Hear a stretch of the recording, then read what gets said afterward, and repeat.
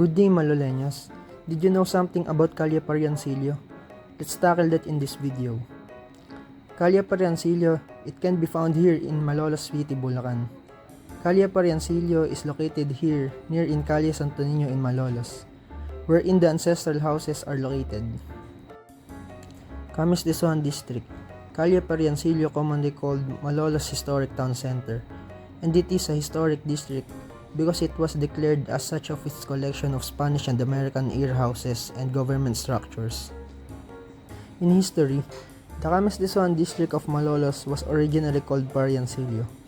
It was the district intended for the Chinese residents of Malolos in the 17th. It was started in 1755 when the Governor-General of the Philippines ordered the expulsion of the Chinese from the Philippines due to their participation in some rebellion and sedition acts against the Spanish government. On documents such as the Registros Parroquiales or the Catholic Baptismal Registry of Malolos, the town already had its own Parian, a kind of Chinatown in 1710. Some of the Chinese in Manila transferred to Malolos, as it was already a hub for some Chinese, and so that they could be far from the eyes of the Spanish government in Manila. When he heard about this migration, the Governor-General ordered that all the Chinese migration destination outside Manila should have district for the Chinese for racial segregation. Thus, the Malolos Pariancillo was established. Pariancillo means small Parian. A provision in the segregation order also stated that only those Chinese who have long been residents of the town who have been married a native of Malolos will not be expelled.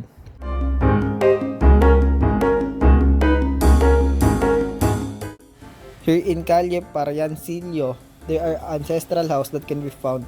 Let's start with Secretaria de Guerra. In this residence of Judge Arcadio T. Ejercito, the Department of War led by Don Baldomero Aguinaldo was established during the revolutionary government until the First Republic of the Philippines, 1898 to 1899. The Arcadio Ejercito House served as the Department of War of the First Philippine Republic. The house looks modern with commercial establishments at the ground floor.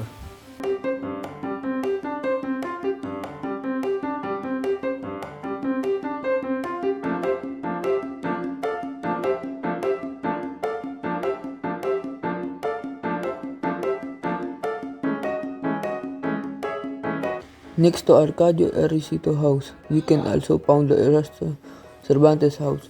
Ernesto Cervantes House is owned by Ernesto Cervantes. He opened his home to be used as Secretaria de Interior or Department of Interior and Local Government. This is the first position in the cabinet promoted by Emilio Aguinaldo. The duty of this role is to assist the President in the administration of the local government in order to achieve unity, safety, and the implementation of discipline policy among the citizens. This is the current Western Union in Poblacion Malolos.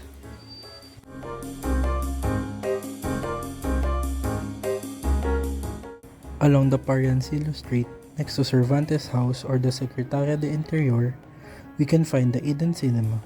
It was built in 1913 and served as a major movie theater in the city of Malolos, and it served as a post-war movie theater. At this time, Eden Cinema is currently in reconstruction process.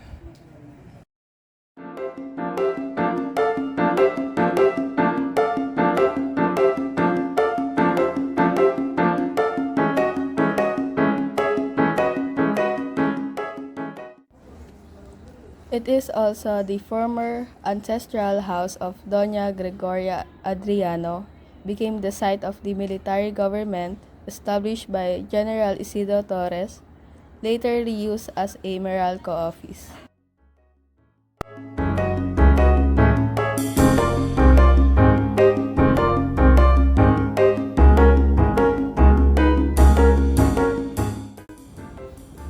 Casa Tribunal de Malolos. It can found near in Adriano House, built between 1740 to 1780.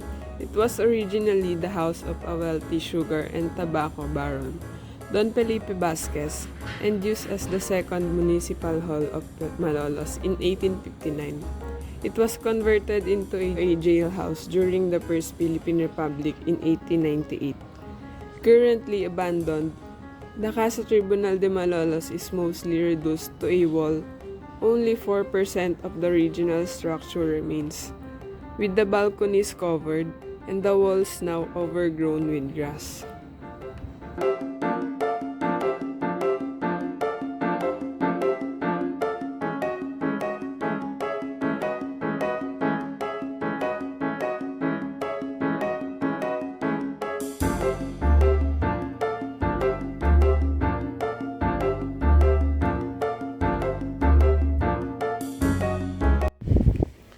Along the Pariancillo Street, near in Bahay Paaralan ng Kababaihan ng Malolos, we can find the Dr. Luis Santos Art Deco House.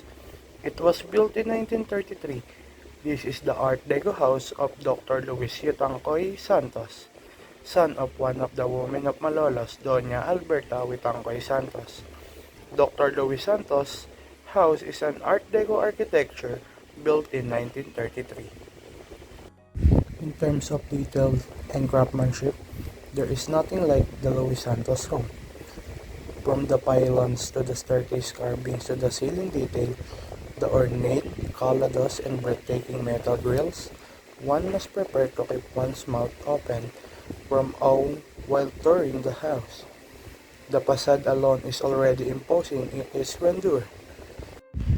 The structure and interiors are great reminders of how far one can take one's vision for one's private space. The decorative fountain in Santos' house was done by national artist Guillermo Tolentino. The second floor of the Dr. Luis Santos house with the ceiling painted by Fernando Amorsalo. For the Dr. Luis Santos house is the proud home of a large ceiling painting by their own Ferdinand Amorsalo, commissioned by the good doctor directly from the artist, who was likely one of his many grateful eye patients. Even here, the house Art Deco idiom asserts itself in the painting's framing and ceiling ornamentation.